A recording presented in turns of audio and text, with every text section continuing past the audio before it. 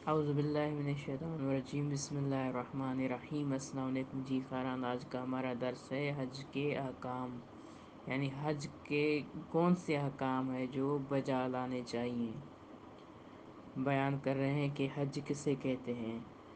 کہہ رہے ہیں کہ بیت اللہ کی زیارت کرنے اور ان اعمال کو بجا لانے کا نام حج ہے جن کے ہاں بجا لانے کا حکم دیا گیا ہے، اور اس کی بجا آوری ہر اس شخص کے لیے جو مندرجہ ذیل شرائط جن کے پورے ہوتے ہوں پورے کرتا ہو، تمام عمر میں ایک دفعہ جو ہے حج ان پر واجب ہو جاتا ہے۔ یعنی یہ شرائط جو ابھی بیان کیے جائیں گے، یہ اگر مکمل شرائط پوری ہوتی ہوں تو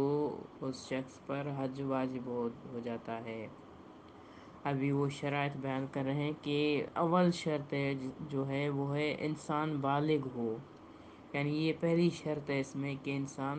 بالغ ہونا چاہیے۔ دوسرا، عاقل اور آزاد ہو، یعنی قید نہ ہو، یعنی غلام نہ ہو۔ تیسری شرط ہے اس کی حج پر جانے کی وجہ سے کوئی ایسا ناجائز کام کرنے پر مجبور نہ ہو، یعنی یہ شخص حج پر جا رہا ہے لیکن وہاں پر یعنی کوئی مجبوری بھی ساتھ ہے کہ اسے جا کر وہاں پر وہ کام کرنا ہے جو جائز نہ ہو، تو اس صورت میں کہہ رہے ہیں کہ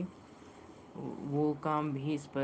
اس کی مجبوری نہ ہو، یہ یعنی حج پر جائے نہ کہ دوسرا کام بھی ساتھ ہو جس کا ترک کرنا حج کرنے سے زیادہ اہم ہو،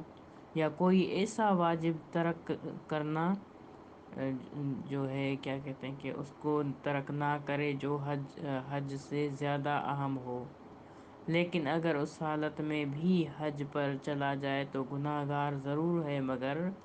حج صحیح ہے اس کا۔ یعنی ایسا ناجائز کام، یعنی کسی قتل کا بھی ارادہ ساتھ رکھتا ہو اگر یہ جا رہا ہے تو نیت میں یہ بھی ہے کہ وہاں پر جا کے کسی کو مرڈر کر لوں گا، یا کوئی ایسا برا انجام فعل جو ہے، یا ایسا کام جو ترک کرنے کے حوالے سے ہو، مثال کے طور پر جو اس سے ترک نہیں کرنا چاہیے، تو یہ کہہ رہے ہیں کہ یہ چیزیں اس میں شامل نہ ہو، لیکن اگر شامل ہیں تو حج اس کا صحیح ہے، گناہ گار ہوگا۔ چوتھا شرط کہہ رہے ہیں کہ استطاعت رکھتا ہو، صاحب استطاعت ہونا چند چیزوں پر منحصر ہے، یعنی یہ سب سے زیادہ مہم ہے کہ استطاعت ہونی چاہیے جو شخص جا رہا ہو۔ پھر ان کی کچھ جو ہے شرائط بتائی گئی ہیں کہ استطاعت رکھتا ہو ان میں کون سی چیزیں جو ہے منحصر ہیں۔ پہلی چیز کہہ رہے ہیں کہ انسان راستے کا خرچ اور اسی طرح اگر ضرورت ہو تو سواری رکھتا ہو، یا اتنا مال رکھتا ہو کہ ان چیزوں کو مہیا کر سکے، یعنی جو سواری وغیرہ یا ایسی چیزیں ان کے پاس مال ہو جو بعد میں بھی مہیا کر سکے۔ دوسری شرط ہے اتنی صحت اور طاقت ہو کہ زیادہ مشقت کے بغیر جو ہے مکہ مکرمہ جا کر حج کر سکتا ہو۔ یہ شرط حج کے موقع سے مخصوص ہے، اور اگر کوئی شخص مالی استطاعت رکھتا ہو مگر جسمانی طاقت حج کے وقت نہ رکھتا ہو، یا اگر خود جو ہے بجا لائے تو اس کے لیے نقصان ہے، یعنی اگر وہ وہاں پر جاتا ہے تو اس کے لیے نقصان ہے، اور صحت یابی کی بھی کوئی امید نہ ہو، یعنی اس کی صحت اتنی پہلے سے ہی خراب ہے کہ کوئی امید نہیں ہے، لیکن پھر بھی یعنی وہ چلا جائے تو کہہ رہے ہیں اسے چاہیے کہ کسی کو نائب بنائے، یعنی خود نہ جائے، کیونکہ پہلے اس کے لیے اس کا جو حالت اس کی صحیح نہیں ہے، پھر دوبارہ اگر یہ انجام دے گا حج کے جو اعمال ہوتے ہیں تو زیادہ مریض ہو جائے گا، پھر اس صورت میں کہہ رہے ہیں کہ لازمی ہے کہ وہ بہتر یہ ہے کہ وہ نائب مقرر کرے تاکہ وہ اس کے جو ہے نائب بن کے اس کا وہ حج ادا کرے۔ تیسری صورت میں کہہ رہے ہیں کہ مکہ مکرمہ جانے کے لیے راستے میں کوئی رکاوٹ نہ ہو، اور اگر راستہ بند ہو یا انسان کو ڈر ہو کہ راستے میں اس کی جان یا آبرو چلی جائے گی یا اس کا مال چھین لیا جائے گا تو اس صورت میں اس پر حج واجب نہیں ہے۔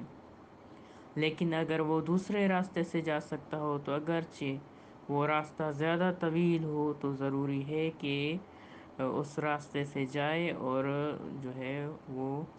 بجز اس کے کہ وہ راستہ اس قدر دور ہو اور غیر معروف ہو کہ لوگ کہیں کہ حج کا راستہ بند ہے۔ یعنی وہ اگر راستہ دور ہے تو اس صورت میں جائے گا، یہ نہیں ہے کہ کہے کہ بھائی ابھی راستہ یہ اتنا طویل ہو گیا ہے، لمبا ہو گیا ہے تو حج واجب نہیں ہے، ایسا نہیں ہے۔ اگر راستہ طویل ہے، کوئی خوف وغیرہ نہیں ہے تو وہ حج پر جائے گا۔ چوتھی شرط میں کہہ رہے ہیں کہ جب سارے شرائط موجود ہوں تو اس کے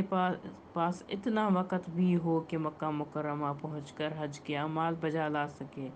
یعنی ایسا نہیں ہے کہ وہ حج کے لیے اتنا لیٹ نکلے کہ وہ حج کے اعمال بجا ہی نہ لا سکے،